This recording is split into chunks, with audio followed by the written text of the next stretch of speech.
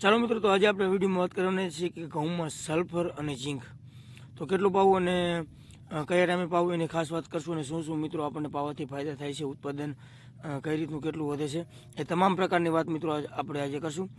તો સૌપ્રથમ જે ખેડૂત મિત્રો નવો હોય ચેનલને લાઇક, શેર અને સબસ્ક્રાઈબ કરવાનું તો ભૂલતા જ નહીં, અને જો ફેસબુક પેજમાં જોતા હોય તો ફેસબુક પેજ એને ફોલો કરવાનું ભૂલતા નહીં.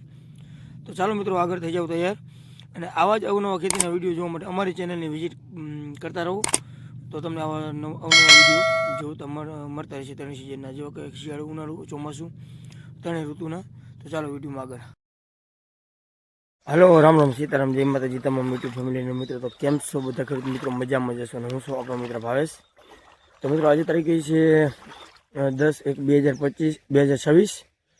તો મિત્રો, આજે આપણે ઘઉંમાં ત્રીજું પિયત ચાલુ કરી દીધું છે, અને ત્રીજા પિયતમાં અત્યારે આપણે શું શું ટ્રીટમેન્ટ કરી રહ્યા છીએ એની વાત કરશું. અને મિત્રો, આજે ઘઉં પણ આપણે કમ્પ્લીટ 1 મહિનાના થયા છે.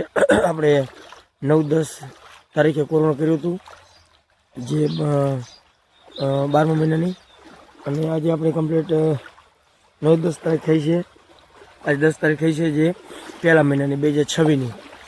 મિત્રો, અત્યારે આમાં આપણે 2 પિયત આપેલા હતા. પહેલું પિયત આપીને આપણે બીજું પિયત 15 દિવસે આપ્યું હતું, જે બીજું કર્યું હતું, અને ત્રીજું પિયત અત્યારે આપણે બીજા 17 દિવસે આપ્યું છે. તમે જોઈ શકો છો ઘઉંનો નજારો. અને પહેલા પિયતમાં આપણે પૈન અને 14-15 દિવસે આપ્યું હતું. બીજું પિયતમાં આપણે 7 વીઘામાં 3 ઠેલી ઉરિયા ખાતર નાખેલું હતું, અને અત્યારે ત્રીજા પિયતમાં પણ આપણે અત્યારે 4 ઠેલી ઉરિયા ખાતર નાખ્યું છે. અને ખાસ કરીને અત્યારે આપણે આમાં પાવાની છે, જે અત્યારે આમાં તમે જોઈ શકો છો કે પિયતમાં ચાલે છે, એમાં શું પાવાનું ચાલુ છે એ આપણે વાત કરશું. તો આમાં શું પાવી છીએ આપણે? તો મિત્રો, આમાં છે આપણે ઝીંક 33% અને સલ્ફર, જે સલ્ફેટ ફોર્મમાં આવે છે, એકદમ વોટર સોલ્યુબલ, જેવું પાણીમાં નાખવું તરત ઓગળી જાય મિત્રો. એ ઝીંક 33% અને સલ્ફર એટલે કે સલ્ફેટના સલ્ફેટ ફોર્મમાં આવે છે, જે 15% સલ્ફેટ અને ઝીંક 33%.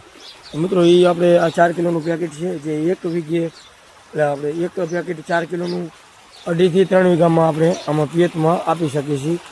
એકદમ ઝીણું આવે છે, એટલે આપણે મિત્રો ઉરિયા ભેગું ફેરવી શકતા નથી, કારણ કે નકર બધું પાંદ ઉપર જ રહી જતું હોય છે. એટલે આપણે આ રીતનું સરસ મજાનું બેલરમાં ઓગાળી અને આપણે પિયત આપી શકીએ છીએ. મિત્રો, તમે જોઈ શકો છો.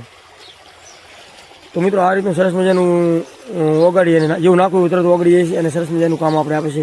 તો મિત્રો, સલ્ફર અને ઝીંક શું કામ કરે છે? તો આપણો ઘઉંનો કલર એકદમ પાકે ત્યાં લગી એકદમ કારો અને એકદમ ચેન્જ થવા દેતો નહીં. જે કલર એકદમ કલરમાં ઘઉં રહે છે, અને હંમેશા મિત્રો કલરમાં હોય એટલે જ આપણું ઉત્પાદન સારું મળતું હોય છે. અને ઝીંકની ખામી પણ પૂરી પાડતું હોય છે. ઝીંકની ખામી હંમેશા થોડી ઘણી રહેલી હોય છે, અને જ્યાં પીડાશ હોય અહીંયા પીડાશને મટાઈ દેતું હોય છે. અને સલ્ફર પણ એકદમ ઉરિયા આપણે આમાં નાખેલું છે ઘઉંમાં, તો જે સલ્ફેટ ફોર્મ સલ્ફર આવી જાય છે, એટલે ઉરિયાને જે જોતો પ્રમાણમાં જ છોડને લેવા દેશે, અને જેટલું જરૂર હોય એટલું, અને લાંબા સમય લગીને છોડને લેવા દેશે. લાંબા સમય લગીને ઉરિયાને કામ આપે છે, જે સલ્ફર આપણે આમાં ભેગું પિયતમાં આપીએ છીએ. એટલે સલ્ફર એ કામ કરશે, અને સલ્ફરની ઉણપ પણ મટાડે છે મિત્રો ઘઉંમાં. તો મિત્રો, મહિના દિવસના આજુબાજુના ઘઉંમાં આપો એટલે સરસ મજાના 2 મહિનાના ઘઉં થાય, ત્યાં લગી આપણે એને કામમાં લાગતું હોય છે. અને ત્રીજું પિયત આપણે આ રીતનું ચાલુ કરી દીધું છે. મિત્રો, તમે જોઈ શકો છો કે ડફને પાણી આપણે આવે છે અત્યારે. એમાં કોઈ ડેટકો નથી ચાલુ, અને મોટર પણ નથી ચાલુ, આ રીતનું. અને આ ડફનું છે, વાલ ચાલુ કરી નાખો એટલે પાણી ચાલુ થઈ જાય સીધું કેનાલમાંથી. તો મિત્રો, ઘઉંમાં ખાસ આ કાળજી રાખવી જરૂર છે. તો વિડીયો પહેલાં તો કોમેન્ટમાં જરૂર જણાવજો, અને આવા જ અવનવો વિડીયો જોવા માટે અમારી કિસાન મિત્રો લીલાપુર ચેનલને લાઇક, શેર અને સબસ્ક્રાઈબ કરવાનું તો ભૂલતા જ નહીં. તો બસ આજે વિડીયોમાં એટલું જ.